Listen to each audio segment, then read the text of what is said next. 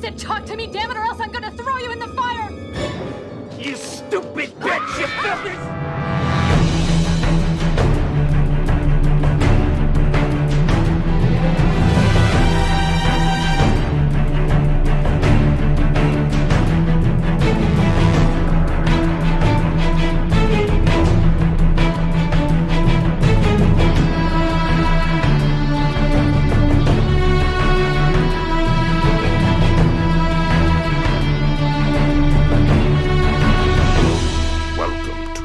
Flyover State of Fear.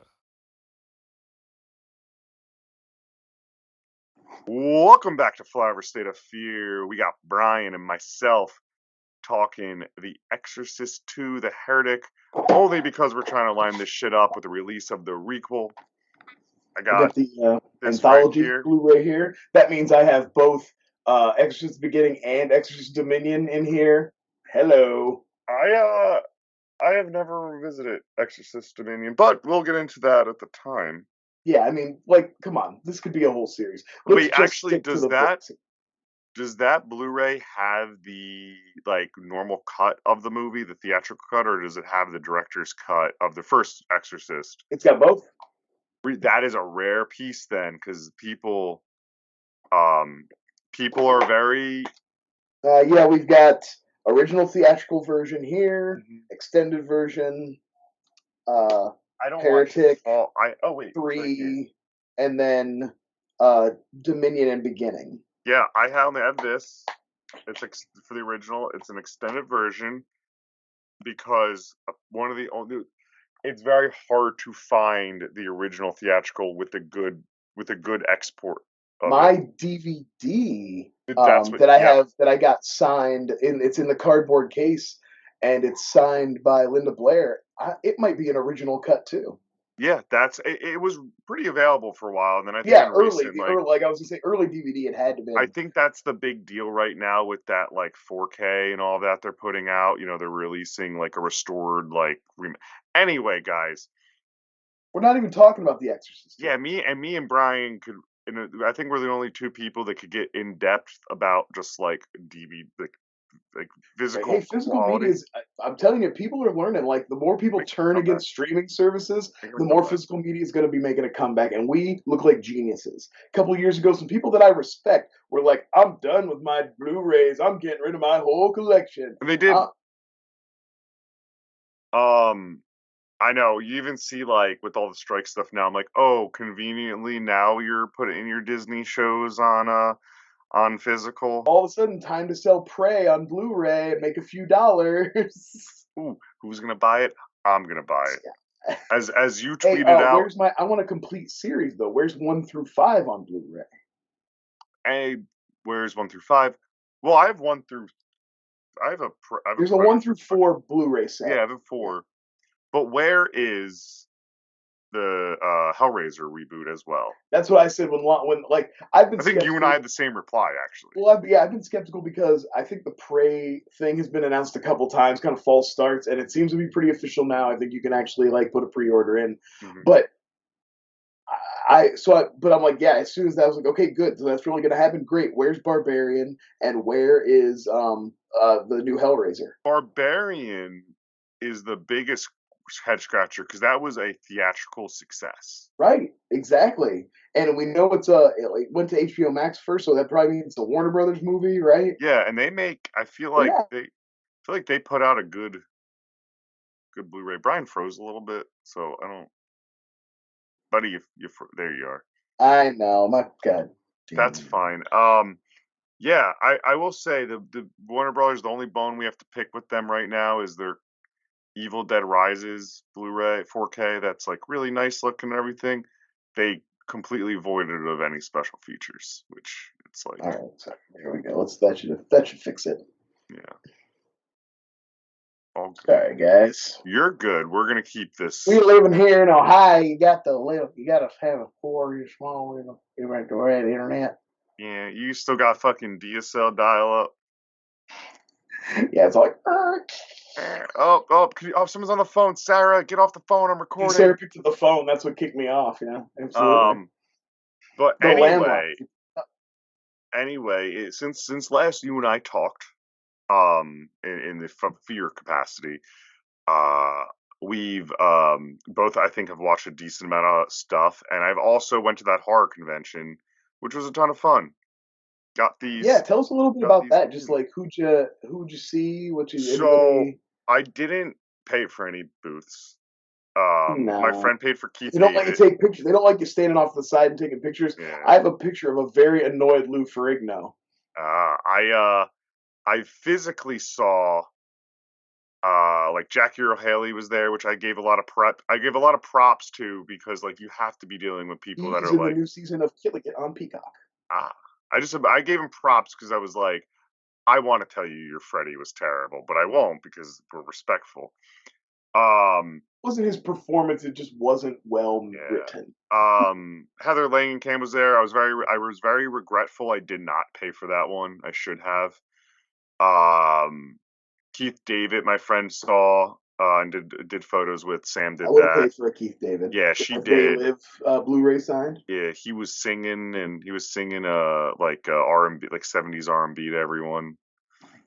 Um, Also I in saw Roadhouse. I Cool. saw Alyssa Sutherland out of the corner of my eye. That was very cool. The new Deadite Mommy. Sure, sure. Um, yeah, and then like crazy old what's his fucking name? Oh, he's The Randy Quaid, right? Randy Quaid. He was actually like no line. I like he was blatantly looking at him. What's his big horror connection? Nothing. I think because Well, the he's other got I mean, I know there's a couple horror movies. Like, isn't there one called Mom and Dad or something that he's in? Or and the name not the Nick Cage mom and dad. no, there's a different. Maybe it might have a different I name. think you're But wait. I think I'm you're. picturing a cover here. Now you're I gonna. I I hate think to Google on the. I think you're thinking of Yusuf, edit Big out Bull. the Googling. You're a Big Bully. What's his name? He's not married to Roseanne. Tom Arnold. I think you're thinking of Tom Arnold for Mom and Dad. I'm definitely not. Um, but anyway, yeah. So he was there. I mean, he had his big goofy beard. Yeah, he's in the movie Mom and Dad Save the World. Um, but Something else. but like Oh, Lorraine that's not worth Bracco. it. Lorraine Bracco was the table next to him, and like she's not in a fucking any horror too. Like there were just some people there like that. Like Just Lou Diamond Phillips was cashing there. checks, you know. The big one that like lines and lines were for Keith or Sutherland. Oh, okay. And like Lost actually, Boys, a lot of Lost Boys fans. oh, it was a Lost Boys reunion. I mean, like Alex Oh, Winter was nice. there. Oh, that's awesome. When we got there, there was a big line because I only went on the Sunday, and we're like, all right, let's wait in because we were early for when they opened the doors. And we wait a little bit, and the guy comes up and goes, "Yeah, the key is the Kiefer Sutherland line." And we're like, "Oh," I was like, "Thank God I didn't wait in this for 40 minutes to realize I don't have tickets to this." Right, I'm not here to see Kiefer Sutherland. But it was Okay, cool. just I want to circle back. It's this movie. Can we see? It's called Parents. Parents, okay, That's the movie I was thinking of. gotcha, cool. That would have been a fun poll to like if you were wanted to talk to him. I've never seen it, but for some reason I just had it in my head It's a that good bloody cover. font. And Mhm. you know what I mean? One of those things I just saw at a video store a million times, never watched. Not this cover. It's like the fucking Exorcist Heretic. Like I'm just the picture of Linda Blair's face. Linda Blair's face. I was like, oh, it's this. Yeah, that classic. It is very like I remember that iconography, but no, it was a fun time. I enjoyed my time there. I want to go to more cons. I think next time I do more stuff with them than just kind of walk around. You kind of get punch drunk by just like walking and not Yeah, wanting to well, buy it's shit like anymore. you kind of either want to have a plan of someone you want to see Hmm. or something you're looking to buy. Yeah, and That's I like had you don't necessarily have to buy it while you're there. In fact, it's kind of better if it's really obscure or really expensive and you know you'll never buy it even if you find it, but it still gives you something to look for yeah, and a reason to go to all the different little stands. I Also, met I don't know if were any kind of like Comic Cons have like artist tables. I I don't know went if to a there's lot anything of like artist that. tables, and There were artist I tables and made stuff. friends, and I gave Yeah, them our business they're cool to at cards. least look at, but Yeah, like, I bought a cool print. It's in my office of not Chip Hazard. One of the small soldiers guys blending Woody. Nice. From Toy Story. Me and Sarah just watched Small Soldiers like for the first time as adults the other Yeah. day, and God, Joe Dante, man, Yeah, it was. treasure. I gotta Fucking take a photo after we record. I gotta take a photo of this and send you the art. It was Nick Nitro in a nice like watercolor, like kind of pen and ink blending of Sheriff Woody in the blender. It was funny as shit. And the guy might be a guest actually. And I met the highlight and I'll out. stop. Lloyd Kaufman, which like apparently everyone gets to meet, kind of. But you bought one thing from Troma. I had a pin, and I bought a Toxic Avenger, the cartoon DVD. Oh, okay. And got that signed. Got a video of it. Funny guy. That's awesome. Yeah. Yeah, cons can be a lot of fun. I've had a lot of great times at cons. So we'll be doing more, and yeah. And on our show in the meantime, since then, I've been upping our fucking TikTok game with this show and just making horror content. Yeah. Movie wise, I haven't. I'll leave you to ramble off a few. I've actually kind of been in a lull. So I had two what I would consider disappointments here. First of all, the Pope's Exorcist came to Netflix. And God bless the star power of Russell Crowe that he can get a movie this bad into the theater. It is fucking atrocious. But it's not even. If I could add to that, it's not even. Except for his moments on screen, it's not even like so bad it's good. How does it get made bad? Like, No, I think it was it's just boring and it's boring. by the numbers. And it was he's of course very good because he's Russell Crowe. Dude, he's having fun. He's doing fun jokes, bits. And I giggled every time in his little scooter and his Roman accent. That's just how he's going to talk from now on. I'm pretty sure. I leaned from 4 to this to the Craven trailer. That's just his voice now. Me and Sam saw Talk to Me, and that Craven trailer played, and I turned to her and I went like, "That's the Pope's Exorcist," because he's doing the same fucking accent. I'm gonna admit that the Craven movie looks interesting. It doesn't look terrible. I have no qualms with it. It just looks like a fun kind of action movie. I hope it's that. I was texting you, and this is in the show. I was texting you. I saw Blue Beetle last night, and like a different vibe of Craven had the same thing of wow. If these last few slates of superhero movies had just this fun feel and just it felt like a one-off superhero origin movie. But that's the thing. My thing with that is, I never had any doubt that it would probably be a pretty decent movie, well made, well acted. I like that kid. It just looked a little too. It literally was like just stuff we'd seen. So not only a lot, but very recently. It had a lot of elements that we'd just seen in like Shazam, where like a kid gets powers he doesn't understand, and then he's got to deal with his family, and it's a big family liked it story. a lot. Plus, it's like very Iron Man-y with the Iron Man villains, and like that's our tech, and we're gonna, it felt very familiar. Buddy, it's all the above. Watch it, have fun with it. Right. I still think I'll see it on streaming if it's on a service I have. If you get a cheap theater, go to the theater while it's still in theater. I'll give it that go ahead. Oh. No. But anyway, horror movies. We both saw Talk to Me. Yeah, we did both see Talk to Me. Talk to Me was very really good. I think it was it wasn't the scariest or greatest modern horror movie I ever saw, but that's the A24 effect of how they market those things. I'll tell you what I saw, a movie that ripped. Before I talk about another movie that didn't hit with me, I saw Boat Dracula, and it was awesome. I want to see it so bad. My friend so good, dude. My friend who we were to the movies with called me up, and he was like, "Hey, so I went and saw that," and I was like, "You fucking asshole!" It's just a mean, grimy monster movie, and because they wanted to use the budget for like effects, it's just got a great cast of like character actors in the leads. It was just a lot of fun. This is Davos. It's definitely going to be a streaming classic. Like people are going to once it hits streaming, people are going to eat it up. I need to go see it. Maybe hopefully it's still playing like 2 weeks from now. Yeah. Or maybe Sunday. It's worth it. I know it's been a wasteland out there this summer, and aside from Barbie and Oppenheimer, everything's just been kind of like falling by the wayside. But there have been some good movies. It's just nobody went to go see them. So there's been good movies. That's box office shit. Right. Like obviously, money doesn't equal quality, but it's been a pretty grim summer for. It's been rough. It's been rough. Having said that, speaking of rough, or did you have one other movie? Oh, you were making such a good segue. I wasn't going to stop you. I know, but I'm bad. I would do this on our You other can't do show. it. You can't help yourself. All You right. have to do your own segue. I'll just Jesus. say that I watched a horror movie on Hulu, Ennis Men, and I say horror. It's got a very horror-y poster, Ennis but it's Men. a real skinamarink situation where it's Ooh. like, is anything actually happening What's it here? called? Ennis Men? Ennis Men, or it might be Ennis Men. It's Enysmen. Ennis Men. Ennis Men. Oh, Yeah. I've seen Yeah. this. I am a fucking. I'm surprised I haven't watched this.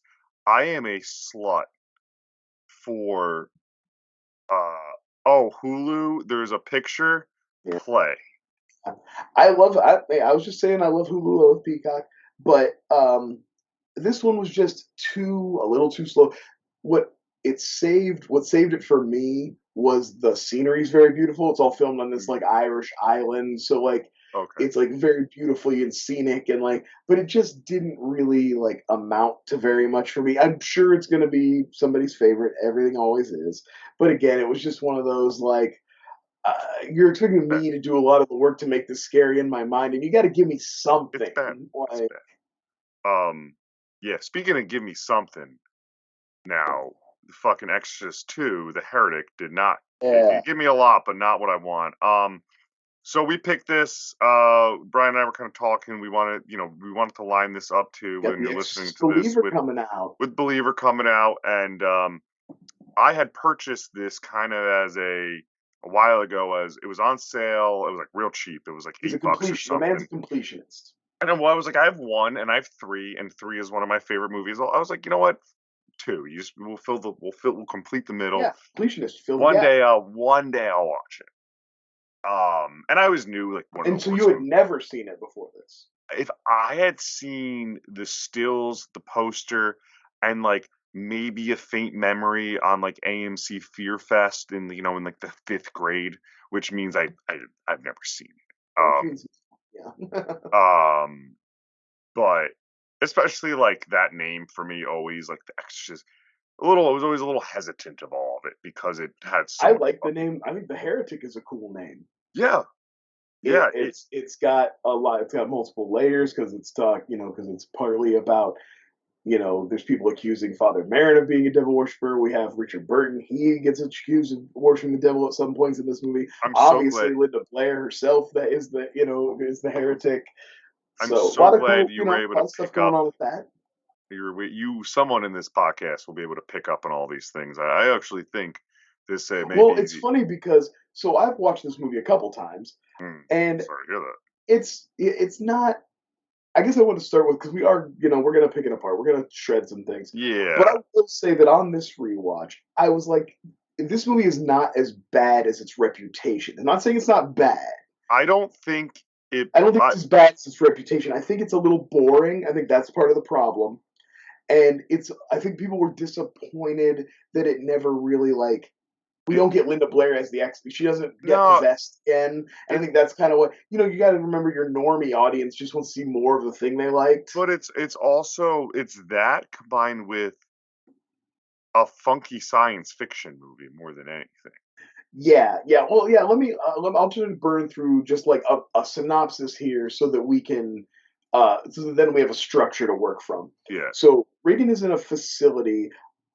4 years after. Immediately, I'm like, does Reagan belong here? This seems like a lot of like severely mentally handicapped people, and like, In the most complex yeah, fucking building yeah, in a that's ever been made. weird like glass roomed.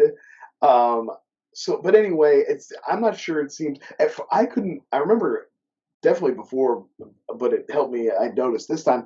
I always wondered, did she work? Like, I was always like, does Reagan work here? Is she also? And there's even times when like she interacts with some of the kids and she helps them because she's like using demon powers or whatever.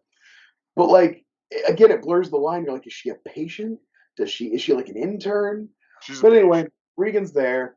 Her maid from the first movie's still around because they couldn't get Ellen Burstyn back. But we It, got it, Mel, we got the maid back. it We've got Nurse Ratchet, hot off a cuckoo's nest, only 2 years yeah, out of cuckoo's nest. impressive. Impressive get, and she's good in this. She's doing her thing. Yeah, And like I said, we have the opening scene actually opens with Richard Burton botching an execution, or sorry, an exorcism. We might as well have been Some execution if you creepy don't know what I'm saying. iconography. There's some fucking fire. Also, I noticed this? I just clocked this at the very beginning. Right before he goes into his exorcism, he prays to a little thing of Father Marin, not to God or Jesus. He's like, Father Marin, give me strength. I was like, maybe you should have not done that. Maybe that's part of the Ooh, I problem. never know. I never picked up on. I mean, I But there just are watched. some fun effects when she's burning out, when the girl Dude, sets herself on fire. that And looked great. yeah, My first note of this actually was the this is just me being sassy, is like it starts with the intro and the noise. It has all that noise, and like this movie says more sassily. Oh, based on those sounds alone, like this would be every A24 fan's fucking favorite movie if it was released it's these got days. get a couple of those hard violin stings. Those Yeah, where it's like, ooh, you're ambiguous enough. I like it, and it's like, no, yeah. it's rough. Um, but yeah, we start off It's there with no tubular bells, right? You know. I was surprised the restraint this movie had to not even include tubular bells. Yeah, I will, and I think that's another thing that, like I said, I think it affects people's because I think people part of what people didn't like about this is it wasn't enough like what they wanted it to be, and that's always part of the problem, I think. And I think straying so far and trying to be something so different ended up hurting them. Hmm. Again, I'm not trying to say that this movie was like perfect and people misread it. I just think that that factored in. It well, no, it's a good point to bring up. It is a big factor, and it's also where I scratched my head with because this is such a famous like botched movie too. That I was like, why It's the fuck? so bad that it actually ruined the chances of the third movie, which is good. Yeah, and that's where I was just gonna say is why the hell did the third movie even get the Exorcist III title? I know why it did, but like it it seems like, if it was today, it would just be called, Legion. Oh, Legion, Exorcist, an Exorcist story or some shit. yeah. Yeah. Because I know why. I mean, the quick answer to that for everyone listening is William Peter Blatty, who wrote the fucking movie, or wrote the book, wanted to direct three, and it's really just another detective serial killer story. Three is, and they hammer fisted an exorcism in there. But this is not that Because the podcast. studio wouldn't basically make his movie unless Um, he do all that there, shit. by the way, I meant to bring this up earlier. There is a reason also why we're not talking about like the Exorcist three this week. I'm kind of saving those for, I'm assuming those are two movies guests would love to talk about someday. So, or something important. Well, no, you're my co-host, you I'm bitch. out of here. No, I actually, sorry, spoiler alert, thought you had already done The Exorcist 3. we talked about it, Okay. but we talked See, about it I definitely watched the show before I was on it, guys. Definitely. but no, so it just started off that well. I mean, I, I, I find it like funny, like the fun facts of this are like Linda Blair refused basically to be in this, and then they were like, "You're contractually obligated." She's like, Yeah. "Okay," and the way she like sewed it to himself was, I want to fuck his name up, Lupton, um, the priest, Marin. Oh, Now, is that Father Marin the no, main? Father Marin's is Max von Sydow. No, yeah, not Father Marin. I can't remember. Yeah, it is like Luthen but I just It's kept calling him Richard Burton because he's yeah, Richard. Richard Burton. That's what I meant. Richard Burton, Lamont. Well, She was like, I had a great I was on because I worked with him and this and that. But the one thing she absolutely refused to do, and you could make so sense in the movie, is do any of the the Pazuzu makeup, the yeah, Captain Howdy, because when it's all the flashbacks, that's not her, that's a different actress. yeah. It's It's why clearly somebody made up to look like her. it's Yeah, why the end possession scene is she's just like the glowing eyes. yeah. She just outright was like, I'm not wearing that shit again. Good for her. Um, Hey, you know what? Good for her. yeah. Weirdly enough, we talked about this movie and its reputation. Of course, in a little bit of research I did, Martin Scorsese and Quentin Tarantino both have separately said they love this movie for their own reasons, and Like Martin. I said, we'll get into it. There's definitely some ideas here. I always like when like, I cannot fault a movie for trying some things and Well, so like expanding the lore and doing their best. It's not. Scorsese liked it, from what I have here. I mean, he's a religious guy, or likes the symbolism, and he said it mimicked the story of Job from the Bible. For those unfamiliar, it's a story about great goodness bringing great evil upon itself. Kind of a here, because then my next fucking note, and this is all I have for fun facts, is no one from the director to writers has any idea what the locusts symbolize. I'll take a crack at it. We'll see, because there's kind of like an analogy going on with the locusts, right? Something about the They come out every certain while and they attach themselves to. Yeah, but it's something about like the locusts are like the minions of the demon. They're like the minions of Satan, but one locust can like resist the they get their wings touched and then they're all under the control of the swarm.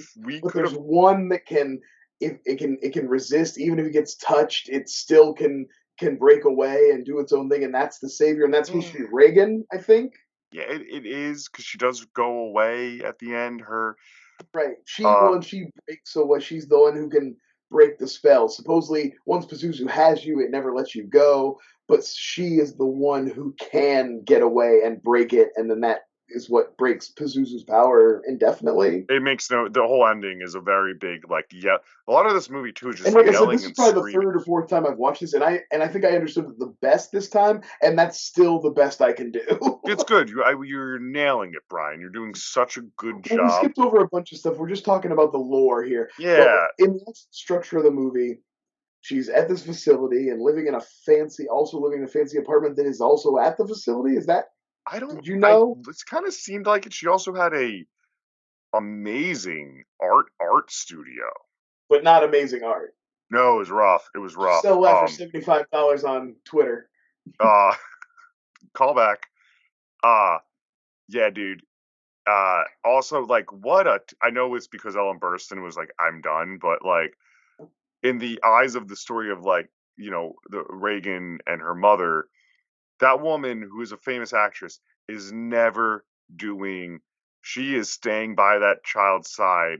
Yeah, like she would never leave and just go, okay, well, I'm going to go do a project now. She would never be like, I'm going to go film, Casablanca remake over in Iraq again. She would take Reagan with her, yes. She would especially since it seems like at the beginning of the movie, at least, Reagan is showing no signs of anything. In fact, to the point where she's like basically repressed it. She doesn't remember. She remembers being sick, and then that's like about it. So in the synopsis that I would normally read, owning to his experience with exorcism, Father Lament is chosen by his superiors to investigate the death of Father Marin, who died during the exorcism of a young Reagan McNeil. Lamont finds Reagan under the psychiatric care of Dr. Tuscan. By hypnotizing the girl, he is able to learn that Marin is previously exorcised by the same demon from a boy in Africa. Hoping for answers, Lament travels to Africa in search of the youth. Now, from what I've read in at least the Wikipedia and watching the movie, is Reagan is a patient there, and basically I looked at it as, because of her experiences, has an open invite, just kind of like, you come through as therapy because you went through such a hard trauma. And something like the Lumen is, he's hired by the Pope, remember, to investigate this fuck up exorcism and the death of Father Karras 4 years later. And they're the ones kind of bringing up like, Reagan, you're suppressing your memories. You don't, and I was like, why are we trying to dredge this one up? Exactly. Like, why are you trying to if it ain't broke? They're like, you had a couple. It's okay to forget it. They're like, yeah, you've had a couple of nightmares at some point, right? And I'm like, okay. I would have thought, okay, we all have nightmares. Doesn't mean we need to round it up out. Like, I'm still gonna have the nightmares. Get on that hypnosil from Freddy movies. All right, now you go, because there's more lore in this thing. Well, yeah. Well, you kind of touched on it already. So he's investigating Father Marin. The Doctor Nurse Ratchet has a inception machine. Mm-hmm. It's Yeah, that's essentially a great way to put it. right. Well, and it's Hypnosis. essentially that kind of science fiction where it's like you were just meant to accept this works. It's like a hypnosis machine that can connect people's thoughts, basically. It But there seems syncs to them. be no. You just sit down and a light blinks in your face, and you're like, "Do it, sync up," and you're like, "Okay, I'm synced up. Now you sync up. Okay, we're synced up now." There's no like. It Well, doesn't. you They know, they blink the lights on and off at each other, and then they're just in sync.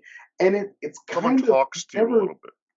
you don't see a lot of what they see when they're in sync with each other. A It's a couple of flaw of times, the movie. flashbacks to the not first movie, and like I can't believe they got Max von Sydow to come back. He not only come back but play Father Merrin old and young again in this. Wild. They must have paid Max him a von fuck ton. Sydow worked, man. That's all you gotta say about that guy's Yeah, they career. must He have just worked. backed a dump truck up money to his house, and they were like, He, Get on this." but that scene, because when we're at that, it's so lazy because of that. Because it's just the camera, on everyone's face, and Well, then and it takes a long overlay, time, so you like spend a lot of time with the lights blinking and people staring, kind of like, and Nurse Ratchet gets in like a fucking trance. When you're like Linda Blair, fine, she's like, I'm good, and then for some reason Marin, who not Marin, I keep saying Marin, the pre Lupton, he's Lufton, Lufton, you know what I'm Lothan. talking. He's like, I love the way he just jumps in. He has no yeah, experience. He's never he goes, seen I'm this gonna machine. I'm gonna get on it, and I got it now. I could get her out of it. I know what's He going on. immediately gets sucked in. And it's He's there, and like in 2 seconds he is completely overtaken by it and like cannot help it. He's completely useless. Nurse Ratchet's about to get her heart crushed by Pazuzu in the dream world. I saw Reagan's briefly. out I in the didn't. real world feeling her up. I Very weird. didn't. When they're fucking finger banging the heart in that scene Yeah, they're too. really Like, getting it. Ooh, well, I peeked over. I remember Best the Worst covered this, and I peeked over, and I think it was Jay or one of them had a great point of it. They're like, this is only in here so they could get that shot of them all together and Reagan today and possessed Reagan side by side over her shoulders. Pazuzu Reagan, she literally calls herself Pazuzu Reagan a couple at the end of Yeah, the movie. it's but yeah, the hypnosis thing, and then that's with there, and then the later reveal of like, well, actually, Pazuzu only attaches himself to people who have psychic ability, who have telekinetic psychic abilities or something around there. It's the only way that demon gets attached, and that's why Reagan was chosen, and that's what's up with that boy. It's like, what the fuck? And then like a lot of this movie for me was like wow, that's dumb. Where did I have a note here because it was a so after that whole thing happened, right, with the heart, with the fucking fingering, Sure. there's some psychological mumbo jumbo. I think they say psychological facts with syncing with another mind. They just talk to each other. I'm watching it. Laura wasn't watching, but she was like stretching and doing shit. I literally hear her go. He goes. She goes, "What is this garbage?" Because like from the outside, not watching it, everything from ambient noises to dialogue just was jargon. Yeah, there's a lot of bullshit going on. Every time because they were long sequences of the locust camera. Yeah, I was there's like, some locust cam oh, in this. this is a 2-hour movie that could have been a tight hour and like 25, 30. Well, we haven't got into so Reagan. It's starting to get weird after this thing with the machine, and to further investigate because Richard Burton gets a vision that Father Marin or he reads or something. I can't remember how he knows Yeah, that Father Father Marin Marin's in Africa. did a which lines up with basically what the Exorcist beginning and Dominion are kind of about, which is like when Father Marin was in Oh, Africa. okay, He had yeah. another, this is obviously different culturally. I don't know how racist this is. I don't know enough about African cultures to tell how Dog, racist this one is. it's there's moments where it just feels offensive. Yeah, exactly. And maybe it's genuine and maybe it's not. I don't know. But this whole society, this whole Wait, part of Africa. we can't use James Earl Jones as a barometer because he helped star in Soul Man. So I He's just also in Coming to America. I love that Sketch. movie. Love Sketch. that. But anyway, So he's gonna go. He's gonna go investigate this previous, exorcism that Father Marin did, and that's what kind of what we were talking about earlier. He learns this lore about these locusts and this boy who could like turn them away. This plague of locusts, so he could turn them away with his with his whip or whatever he's spinning around his. I thought he was gonna David and Goliath. I was like, is he just gonna start whipping rocks and knocking single locusts out of the sky or whatever? But no, he just spun it around a bunch. Um, but anyway, that's where the lore that I was talking about earlier about like one person who can resist Pazuzu and break the cycle or whatever kind of, right? I almost wish in this different culture. You know what's a better version of this movie? At least with the the tribal stuff and is I think this or it's just foreign because I don't want to get my cultures wrong and act and be offensive purposely, but is the was it Serpent in the Rainbow, Oh, okay, yeah, right? yeah. So Like Serpent in the Rainbow to going and me, investigating a different culture and kind yeah, of. to me, and like some of the thematics they use in this, that's the good version of this movie. You cut all the Reagan shit Um, I loved James Earl Jones's um locust costume. Like there's a weird thing where like you think you're seeing this like tribal version, and then all of a sudden like he like wakes up and He's a James Earl Jones is doctor. just like a regular doctor. That got me. That got me. Yeah, it was interesting. It was cool. Also, I meant to say, I was starting to say earlier, but this whole African country they're in takes place on a sound stage. There's like not a single outdoor shot. The backgrounds look as fake as fucking possible. It's so clear that they're indoors Oh, the whole time you with mean some not? like fake looking mud huts and stuff. It's just pink. Look at the background. It's just like white pink wash and like Yeah, some it like, looks like it brown. was like they like redressed some sets from Star Trek and like made some It's shit. it's because they have generally the Africa shit's like it's like, oh, she's Professor X with like further range. Yeah, and like what? Yeah, well, because of their connection, because of the sci-fi hypnosis wackadoo machine, which I wanted to say was so silly, and it really made me think about the stark contrast of how brutal the medical experiments are in the original Exorcist. Like some of the scariest stuff in the Exorcist is watching them perform those science experiments Hmm. on her and try different shit. It's just as like I feel just as bad for her then as I do later in the movie, and then to like see them sit and like have a light shine on their face and be like, oh, like by Just comparison, so silly. Just some yeah. hokum. It's watch the it's the same vibe. It's weird. The movie to me is what if the X and this is the time frame. Like what if we made the Exorcist disco? Yeah. You know, There's definitely some elements I noted in the near to the end of the movie. We'll get to them, but like some bring them stuff. up. I want to get. I don't want to jump ahead. I don't want to jump ahead. We're still. I want to get through just a little bit more because he comes back from Africa Mm. and he like kidnaps Reagan, right? He comes back. First of all, he's got a Dan Flash's ass African shirt on now underneath his coat, underneath his priest coat. But anyway, he looks crazy, and he kind of there was a weird like kidnapping like it's definitely not meant to be that way in the movie. They like she's helping him investigate and they're going to go back to that. They have to go back to the house. That's the thing.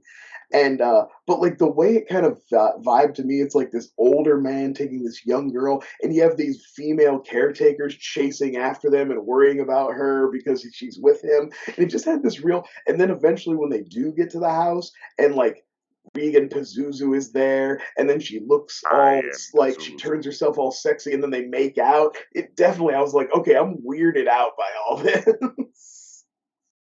I don't know if you got vibed on any of that. It was I upsetting to me. it yeah, it ain't great. You know, oh man, there's just like weird choices too. Like I think like, because Reagan's too, also, like, then your point, like, Reagan was also supposed to only be, like, 16, right? Well, it's been So, 4 years, right? Yeah, and yeah, so she's the only 16. time she seems like a child in this is when There's a they do. lot of sexualization of. Yeah, well, Linda Blair was very much. Was she dating Rick James at this No, no, point? no, no, no, no, no, no. I looked this up. Linda Blair was dating, at this point, Rick Springfield, Ah, who was 25, and I think if they you've were ever like, seen Californication, you know what's up about Rick Springfield. yeah, I forget, but I watched it years ago. She's 20. She's He likes the 25. fun, so I'm saying. Yeah, she's 25. Or sorry, he's 25. She is engaged to, like, they're a long-term couple. Then when she was older, like when they were like when she was like 20, Well, like 18, in the 80s. in the 80s, It's Rick James basically was like, I read about it today because I was interested. I was watching. Rick James was basically like, that's the woman I wanted to marry because she was down for anything you wanted, and basically a freak. Yep. she was the love of he wrote Cold Blooded for her. She was the love of his life, and that dude was self-proclaimed super freak. Yeah, and yeah, so, and Linda Blair, Linda I think Blair that ain't. rips. I love that about Yeah, Linda. Linda Blair She was just DTF. She was like a ain't. lady in the 80s just getting down. And this is the 80s, I would say, but like early this, realizing how young she is in this movie, there are things that it's like, and that's kind of what you're bringing up. You're like, oh, this is a little just unnerving here. Yeah, there's definitely a creepy sexualized element of this. She like they make it very clear, no matter what age she's supposed to be in this movie, that Linda Blair is a woman now. Like the way they shoot her is very male gazy, if you know what I am saying. Yes, yes. And a few years later, when it's legal, you could. She did some photos. Sure, she dated Super Freak. She was Yeah, in Playboy. She rules. yeah. She's cool. She's a cool lady. She's a cool chick. She's very cool. I wish she was popping up in Believer. That actually would make me excited to be like, Yeah, I don't know. We can talk a little bit about part of like what was kind of giving me a little more again, it's kind of the same way I feel about Terminator Salvation. People like to shit on Terminator Salvation. It's the only Terminator movie that had the balls to not be Terminator 2. Like literally every other Terminator movie is just that. And I feel that way about when I see the Believer trailer. I was like, oh wow, bold move to bring back Ellen Burstyn and basically do the plot of The Exorcist only with two people instead of one. there's gonna be two Like, girls, and it's gonna be a different families, and yeah, like, and they'll do some shocking, gross horror shit. But the point is, it's just the same shit that we've seen. And there's been a billion Exorcism movies since The Exorcist, and they're all like that. At least this was its own thing. yeah, Can't you take know that what? away from it. You know. Yeah, that even like 3, one of my like some of my favorites. Yeah. It's its own thing. It's not Well, like the another best little. parts about 3 are the non. I mean, obviously, we all stand Brad Dourif super hard, and what he does with the exorcism scenes is incredible. There's some great stuff in there, but The, also the best stuff in the movie is not that. the best scene in that, the creepiest scenes in that movie, and it'll still get me, is the confession fucking scene with the old lady just talking. I love the dream sequence where he talks to the kid with the head sewn back on, and all that stuff is so Fucking good. Charles Bark, Patrick Ewing's in the Patrick Ewing's background, and like there, Fabio, Fabio, and like, unreal. anyway, that's a different podcast. That's a gushing podcast for me. Yeah, this is a different. We're doing a different thing here. But I I like the off brand, and I commend any creativity. So I do like that for this movie, and this movie is plagued by studio interference. It had like a writer's room of Expectations, obviously. it had a writer's room of like 5 different people. Like it had the director that made it even said like, yeah, there was way too many writers in this room. None of the stuff makes sense.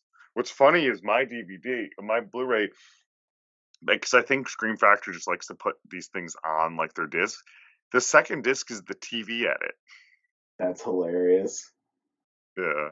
I wonder if it has. I like when TV edits have to have extra scenes because of like to get them to a certain length, and it's like weird. They put weird stuff back in them. I Well, that's love like that. the Scream Factory of The Thing. It has like 3 different TV versions on it. Does it really? Yeah. That's funny.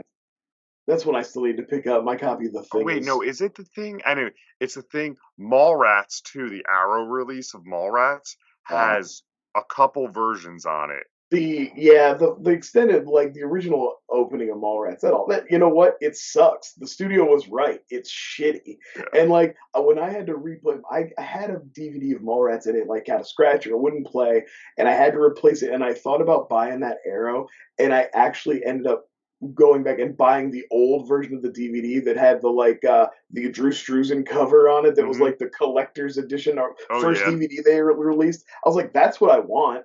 I want that original version. It's got the old commentary on it. The new one sucks, and new Kevin Smith sucks, and I want anything to do with it. Like, Guys, welcome to our Kevin Smith cast. and shit on Kevin Smith a little bit. Hey, speaking of, I told you I was watching Roadhouse the other night. R.I.P. Terry Funk. And I was reminded that on the fucking Roadhouse DVD, for some reason, there's a commentary by Kevin Smith and Scott Mosier. And at the time, I was a fan, more of a fan, and I was like, oh, that's cool. They'll probably have some insights, and maybe they're just big fans of the movie. Yeah. And then I remember listening to it, and it was just like, no, they're just two dudes. They didn't even know. Like, I knew more interesting shit about the movie than they did, or had. And I was just like, are you ever gonna say anything? They're just like, oh, that's cool. Wow. Oh, this movie's crazy, guys. You know, Jesus. it was just, and it just kind of brought back a sense memory of like the Kevin Smith to come. Like that's literally kind of what he ended up becoming, and it's just bummed me out. Sure, I'll come on, but I won't talk about what you want to. Yeah. Like he real quick, and I'll go back to Exorcist II. Like Kevin Smith today, Kevin Smith went on a Tom Segura, one of the Tom Segura podcasts, but he wouldn't just stop talking about how much money how he's like, wow, you must be doing great. You pulled all this in from stand up and podcasting. I'm in the wrong field. And I'm like thinking like, shut up, Kevin Smith. You have money too. Yeah, bitch, you have money. And I answer like, you know, that's not what they want to hear about. Anyway, I do want to bring up another thing I do want to make fun of. The fucking tap dancing number. I think we were just getting to that when I was saying the only time that Reagan feels like a child in this movie is when they do the tap dancing number. She's a tap recital out of fucking nowhere, and then like you see her practicing for it for a second at the beginning of the movie, and then it's never referenced again until you're just seeing it. And also, is it like a recital at the school? Is it at her school, or is it at the facility? Because some of the kids at the facility, I don't think they could do a tap thing. But also, is she? It has to just be at her school, because is it at her school? Because okay, but then they never show her going to school for anything else. You never see her like attending classes. But also, her school too is, if it's her school, like it's all about her art. Like she's in college too. Like, oh, you have one focus, you have an elective, and like this is what you're doing, your drawings and everything. Talk about how much her art sucks. It sucks. Dude, well, she a little earlier, like, was it the Nurse Ratched hands fucking the father this awful drawing, and he's like, oh my god, the flames have started, and then they run to the basement and they were like, they're putting out a fire. I was cracking up. We had just watched South Park Bigger, Longer, Uncut, me and my son, and he does the same Cartman ass firefighting where he just hits the fire with a stick. It's like the stick is made of, you can't put a fire out by hitting it with a stick, you ass. It's like a crutch. He's got a crutch, and he's just like, ooh. And they're all just standing there, and then like she's still like, oh, and she sees the flames behind him, and it's like the picture, and you're like, oh, awful. Another really silly thing about this movie is how randomly Linda Blair, like, or the character of Reagan, will just go, oh yeah, I remember these things, and then like the shifts are everywhere. So speaking of the shifts, back to the tap dancing. So the something's going on in Africa with the boy. He's going through the fucking motions of it. So she starts seizing. Because she's connected, but it's like she's not supposed to be connected to him. She's supposed to be connected to Richard Burton, right? Yeah, well, he's connected now, I thought, because he went in that machine when he shouldn't, or the telekinesis, because we fast forward a little bit when they are like, oh my god, we have to go back out of nowhere. We're like, now we have to go back to DC, to the original room. Yeah. That's the only place to go. That's the Pazuzu's spirit still lies there or something. Same bed set too after 4 years. I don't believe it. I can believe they wouldn't be able to sell that place. A priest dove out the window. Yeah, good property in DC that a famous actress lived in. Yeah, but the housing market then wasn't what it is now. True, but fucking Richard Burton. here or there, like a few part. All of a sudden is like because they were on a. It looked like a plane, but they were on a bus on their way to They get on DC. Reagan and the priest are on a bus. The maid and Nurse Ratchet get on a plane to catch up to catch Okay, up. so the plane starts like the turbulence is on the plane, Yeah, and because Pazuzu's controlling yeah. every aspect of Zuzu's the. connected to everybody, more so even than we thought when we get to DC, because we realize, oh, what? The Omen came out in between The Exorcist and The Exorcist II, so the maid has to be revealed to be like a secret minion of the devil, and like turns on Nurse Ratchet and doesn't save her from a car crash or something, and then sets herself on fire. Mhm. Yeah, it like yeah. So they crash into the car. Uh, one of the women die, not all of them. Well, it's revealed, like I said, it's revealed that for I guess the maid has always been Like a serving caretaker. Pazuzu. Yeah, but that's very like Omen like, and it's kind Right, of that's what I'm slammed saying. in The there. Omen came out, and I said it came out in between. That's what I'm saying. And you did yeah, and they go there, but at the same time, fucking Burton is half possessed because sometimes he's He's in there completely making out with lucid. Pazuzu Regan, and Well, Pazuzu eventually, Regan I'm talking is about on the trying to get way. him to kill regular Regan. I'm on the way there 'cause regular Reagan is going, "Oh, come on, come on, come with it." Brings him to the room, and Yeah. then like the room has no payoff. Well, Pazuzu Regan's in there, Yeah, supposed. but then you see like sexy eyes Reagan, and Right, then she turns sexy, and then she makes out with Richard Burton, and then she tries to get Richard Burton to kill regular Regan, but he can't. He can't do it. yeah, and then And then she uses the thing on the locusts, yeah, and then the and swarm of somehow locusts that come in, and breaks it's Pazuzu's power. it's fucking chaos everywhere. And they show up, and then they meet in the end of the front of the house, and they're like, "Okay, you can go now," and they just walk a little bit in the distance, and the credits hit. It's Well, it's trying to have the Exorcist ending. It's trying to have the like when it's over, we walk away from the crime scene and that's it. Um, but I I feel like I I do have missed. to say I did like during the final confrontation. They did have the new Pazuzu Reagan doing some cool poses that were very reminiscent of Reagan in the original movie and of the Pazuzu statue itself that they see the vision of in the first movie. She's doing a lot of like which it was pretty well shot and it was pretty good. I liked the idea of the like whole building coming apart. Yeah, It's like the walls are all separating and stuff. It felt very like yeah. The locust hell. fuck. Talking about Hellraiser earlier, it felt very Hellraiser, where kind Oh of man, like the yeah, stretch ring yeah. The hellbound. Yeah, locust fucked that place up. yeah, they do. Um, yeah. I mean, like I know I've treated this less than most movies we cover, but I feel like I missed nothing. I feel like I gave you this. We talked about this, and I feel like we've missed nothing. And I No, I feel think we've actually done a better job. I thought we were going to struggle, but I feel like we've done a pretty good job of and I parsing through it. and I feel but the worst part about this, Brian, I don't mean to be a dick. I feel nothing about this movie. Yeah. Again, I don't think it's good, but I don't think it's as bad as its reputation, especially when you like look historically at what horror sequels are and what they, you know what I mean? Like on a scale of horror sequel badness, I don't think this is a better movie than Freddy's Dead, right? Like there's Yeah, franchises, every franchise has its peaks and valleys. This one took some swings, it tried some stuff, I wasn't fully successful, obviously. it's Um, it's it's a result of it's culturally. So you'll disagree. Not culturally. It's yeah, culturally, I guess. It's a result of things in the 70s and 80s, very particularly not knowing how to make sequels to things. oh yeah, And I say this. I mean, it's I know you love. I know we love things like Jaws 2 and 3 and I or guess what's Outliers. legitimately Jaws 2 it's kind of what I when I was talking about like people were probably disappointed with this. Jaws 2 is much more of a crowd pleaser sequel, more of the same.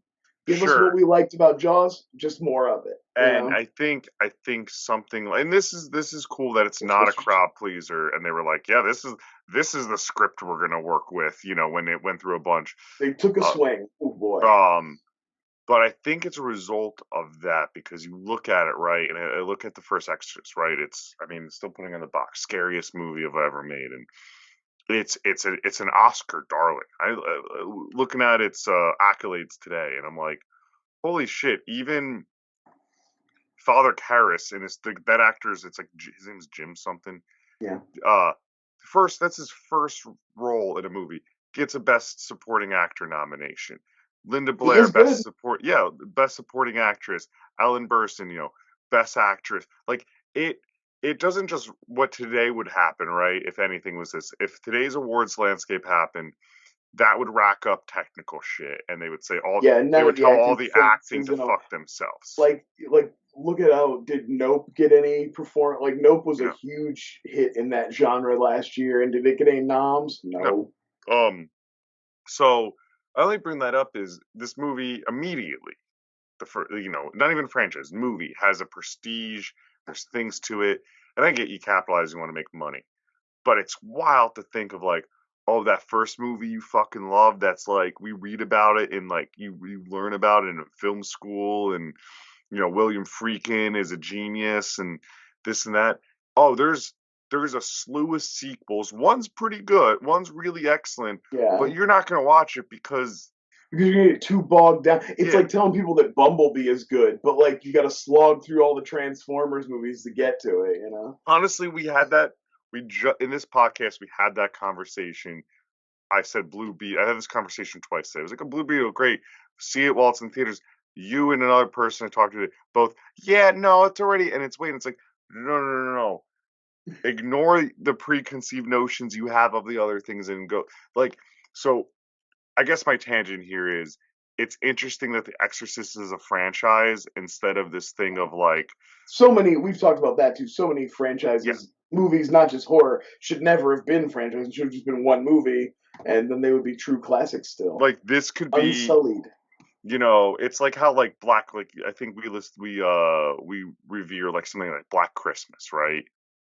Never any answers, never any sequels. Yeah, remake. It's had 3 remakes, but that's not the same thing. Matter. Remakes don't matter. So I don't know. I'm glad I'm glad weird shit like this exists, and we're like I said, as a bridge to the next thing, and as just kind of an oddity. I don't hate it. Mm-hmm. It has its place. Will I be revisiting it again anytime soon? Probably not, but I will be watching Exorcist 3. Yeah, that's a frequent for me. Yeah, man. I mean, I'm glad I watched it. I'm not mad. I've been shitting on this. I'm not like mad I own it. I'm not going to be like, oh, how dare. You're a completionist. It belongs. It's good enough to deserve to be in your franchise collection. If you're going to have a franchise collection, it deserves to be there. I like that this disc, right? They're still trying to sell it, and they're still putting, Pazuzu Reagan on the back, who's barely in the movie, Yeah. And I mean, the new artwork. They should have put the sexy version on the back with the glowing green eyes.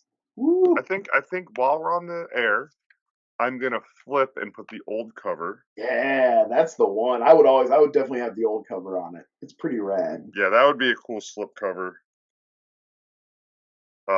But no, man, it's a good. Linda Blair, it's so weird. It's funny. We talked about how like she's grown into a woman in this movie, but she has one of those perpetual baby faces. She's like Amy Schumer. She just looks like a Cabbage Patch doll. There's a couple shots in this movie that baby face full on. Like this poster, like I said, this to me is iconic because anyone who's ever walked in Blockbusters, this stood out because it's just like, huh?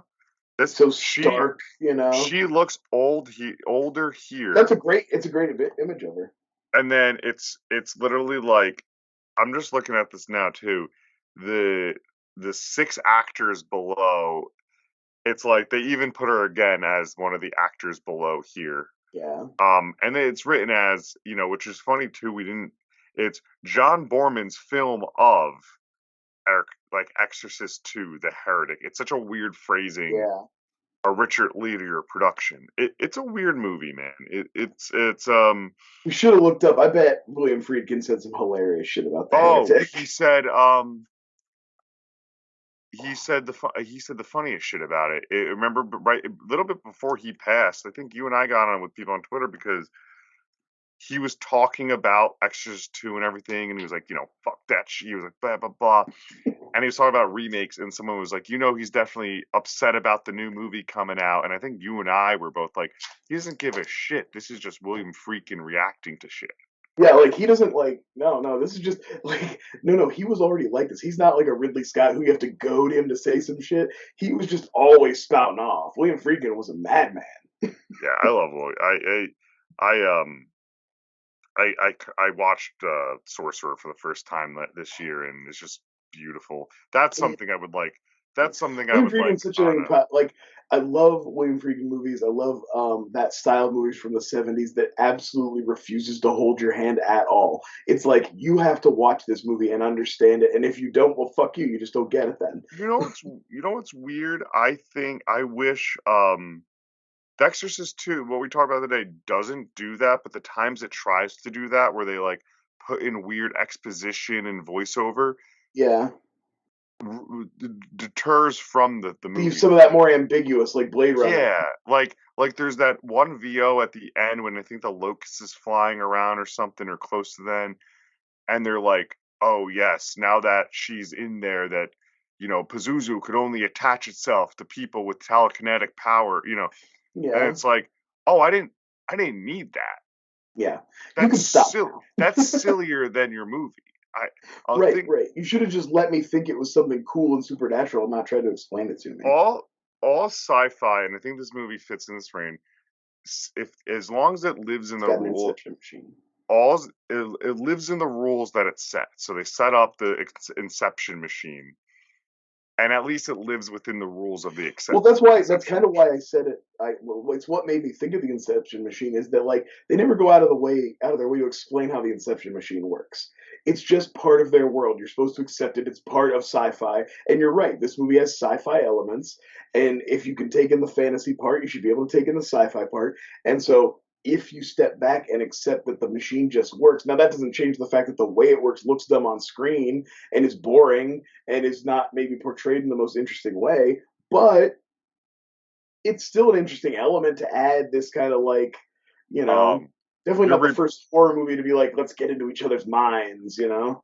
you're reminding me of what I thought this movie was. Like if you asked me what's the movie just based off of the imagery I've seen, Hmm. and I would have told you, oh, post the events of the first movie, she's just been hooked up to machines, and they're prodding her, and like she develops a telekinesis. Because I always knew there was telekinesis type stuff, and she Yeah. develops a telekinesis is from that, because the only shots you see of this movie is The thing with the the head on machine. and the lights Yeah, shining on it's the people, only and thing you see of this movie. Um, maybe some local like Pazuzu yeah, stuff. If yeah, I implore everyone. I was gonna send it to you today, but I didn't. Watch the trailer that's on IMDb of this. It's like 2 hours, and it's just a clip show with like it's like from The Exorcist, and then it's like a clip show of everything in the movie to like a funky bass jam, like it's a disco bit. It's like a bang bang, it's like they don't have any like setup. It's just clips it's and a hilarious. fucking music video jazz bass funk. Jamming the Yeah. bass, Um. the Any, bass. anyway. Yeah. I've kind of said everything I've had about this. Yeah, I don't think there's much else to say about the Heretic. Like I said, it's one of those movies. If you're an Exorcist fan and a completionist, I would say it's worth your time to watch it at least once. Yeah. I'm not mad I watched it. I'd watch it again in another capacity of maybe if some friends wanted to sit around and like goof. You could definitely do that with this movie. It's got enough weird stuff, but It's and it's all weird. got some lulls where you can My conversate. Like, my I think conversate would help, because my big, I guess, bugaboo with it is it's a lot of ambient noises a lot of the time. Like it was definitely a note of people are afraid of noise, so they just make a lot of it. But yeah, trying to tap into some of like what they did with the sound design of The Exorcist, but they're just not doing it very well. I'll tell you what scared me the most in this whole movie was that crazy balcony in Reagan's apartment where it's like you could just step off the side. Like, yeah, it had railings, but the railings didn't meet at the corners. You could just walk off. I thought she was just going to slip right off. That was the most anxiety-producing part of the whole movie. Yeah, she gets saved immediately because the thing was working with Pazuzu, and Pazuzu's conduit can't die. No, you gotta have Pazuzu. Anyway, Brian, it's always a pleasure. Where, I know where everyone could find you at Hercules. Ooh, I'm on Blue Sky now. You're on Blue. Can I get an invite? Hey, if I get an invite, I'll give it to you. Give it to me. I'm your co-host. Of course, the Flyboys will get my first invites. I don't have any invites. Do I have to post? Do you think I need to post more to get invites? Is that how that works? I think no. I think it's. Have you had it for 2 weeks? I think it's just time. I think I just have to wait. I think it's after 2 weeks you get. 2 weeks. Okay, I haven't had it 2 weeks yet. Okay. It's just the same. It's just like you end up following the big names from Twitter that are over there, and they're just putting the same jokes on both places. That's why your tweet was there today. I thought you were just being sassy to be sassy. Anyway, no. You can find us here, Flyover State of Fear. At Hercules, where all the cool kids are at. Yeah, and I hopefully at this point you're listening to it. I'm still, more doing horror shit with the TikTok. That's been real fun. Yeah. I'm on Twitter too. I'm never gonna leave. I'm fucking playing the violin on the Titanic. I'm going down with the ship. I have an Android and I have not updated my app, so I still have Bird app. I don't have X. Really? It's awesome. All right. Well, stay frightful, everyone. Bye. Welcome to Flyover State of Fear.